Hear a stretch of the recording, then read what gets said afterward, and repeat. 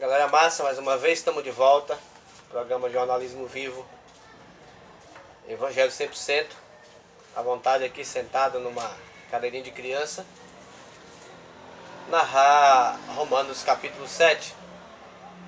De antemão, gostaria de pedir o seu apoio, a sua colaboração para a explicação e a disseminação das escrituras por meio das redes sociais.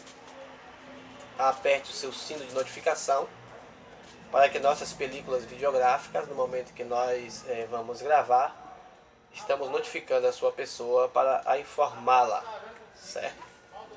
Sabemos que a verdade ela nunca pode deixar de ser narrada, exposta, doa a quem doer, ela precisa ser dita, e nos momentos oriundos ela tratará de alcançar os corações daqueles que de fato as lhe pertencem. Ou seja, não é para você aceitar a verdade, ela que te aceita, ok? Então vamos aqui, em nome do Criador, na Bíblia João Ferreira de Almeida, narrar a Bíblia, certo?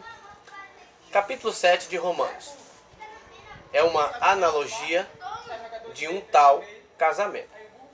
O apóstolo diz assim: porventura ignoreis, irmãos, pois falo aos conhecedores da Bíblia, aos conhecedores da lei, que a Bíblia, a lei, tem domínio sobre o homem em toda a sua vida. Ora, a mulher está casada, ligada pela lei ao marido, enquanto ele viver. Mas, se o mesmo morrer, desobrigada ficará da lei conjugal. O que Paulo está dizendo nesse texto? Pois milhões de pessoas até hoje acham que o apóstolo, o irmão Paulo, está dizendo que é para você ficar ligado ao marido, né? Ou o homem ficar ligado à Bíblia, à lei. Mas em outros textos posteriores e anteriores não diz que a lei remata? A letra, a lei da letra? Muito bem. E também está dizendo que a mulher está ligada a um certo homem. Enquanto ele está vivo, morrendo ele, ela pode estar desabrigada, estar desordenada, ela está desligada, desquitada, divorciada para pertencer a outro marido. De sorte que se ela será adúltera, vivendo o marido, unir-se com outro homem. Porém, ao morrer o marido, esta está livre da lei e não será adúltera se contrair um novo casamento.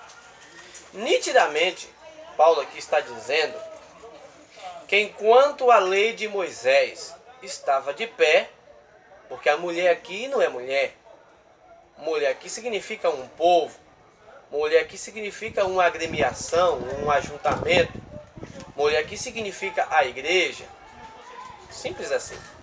Mulher aqui significa aqueles que estavam ligados a Moisés, ao primeiro casamento, ao primeiro marido, Jeová, varão de guerra. Abra um parênteses para dizer aqui por que muitas mulheres hoje apanham, sofrem os ataques de seus pseudo-maridos. Não pode largar porque a Bíblia diz que tem que estar ligada pela lei. Muitos homens também, subordinados ao espírito da letra, não desquita de suas mulheres, mesmo não sendo boas esposas. Existem casamentos aí praticamente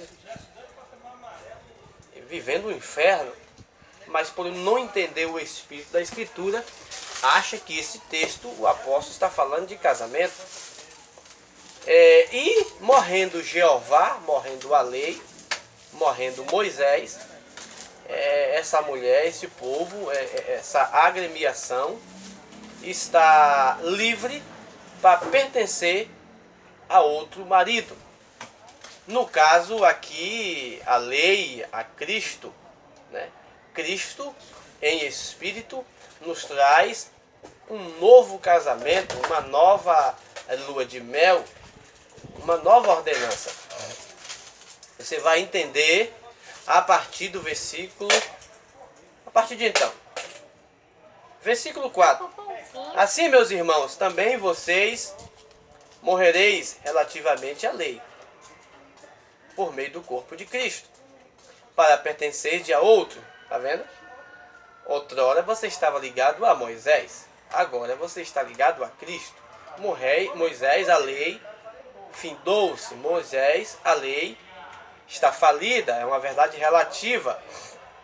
É uma verdade que só serve até a plenitude do ápice do conhecimento ou do ápice do casamento chegar. E essa plenitude já chegou, é Cristo, para pertencer a outro, a saber, aquele que ressuscitou dentre os mortos, a fim de que frutifiquemos para Deus, porque quando vivemos segundo a carne, segundo a lei, segundo as paixões pecaminosas, posta em relação pela lei, operava em nossos membros a fim de frutificar para a morte. Lei mata. A lei despertava o orgulho no coração do judeu. A lei despertava o ego no coração dos judeus, por eles serem a menina dos olhos de Deus, escolhida, eleita.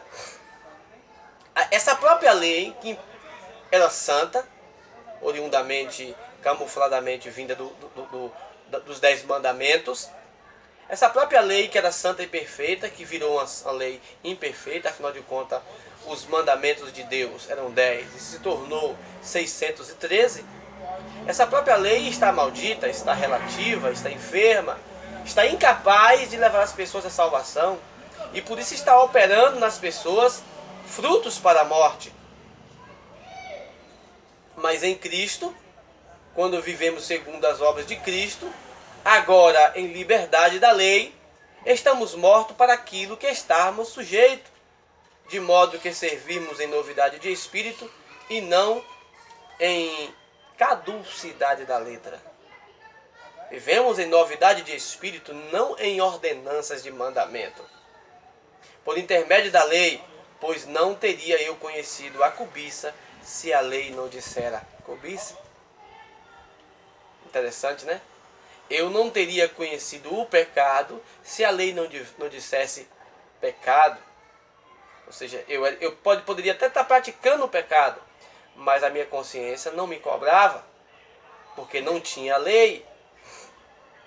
Mas o pecado, tomando ocasião pelo mandamento, despertou em mim toda sorte de concupiscência. O pecado, tomando ocasião da lei, despertou em mim o pecado, que sem lei está morto o pecado. Interessante, né? Sem lei, sem Bíblia, não haveria pecado. Era como se as pessoas pecassem e não se cobrassem. Consequentemente, não poderia ser cobrado. Não é? E a lei foi justamente para apontar o pecado, para que viesse alguém no meio da estrada. Um Salvador, Cristo, Deus, para onde nós devemos olhar, nos arrepender e pedirmos perdão. Vamos lá. Versículo 8.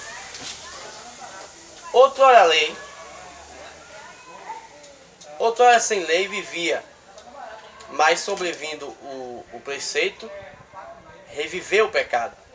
Era como se o pecado não fizesse parte da vida do cotidiano humano. Mas vindo a lei, reviveu o pecado. Reviveu o pecado. E eu morri. E o mandamento que fora para a vida, vivifiquei-me, que este mesmo se tornou para a morte. O mesmo mandamento que me enganou, e matou, por conseguinte, a lei é santa e o mandamento santo, justo e bom. Lembra do Éden, Gênesis capítulo 3? Quando Deus dissera para Adão, não coma, a serpente entra e engana Eva e engana Adão. A pergunta é, quando Deus disse, não coma, de fato ele está querendo que o homem não coma? Ou ele está querendo que o homem coma, caia e a partir dali ele seja cobrado? Ou ele está querendo que o homem coma, saia da perfeição, para que a partir dali o homem seja crivado? Para que a partir dali o seu teste, que foi projetado na sua cabeça, comece a fazer sentido. Imaginou uma vida sem duplo sentido? Bem e mal?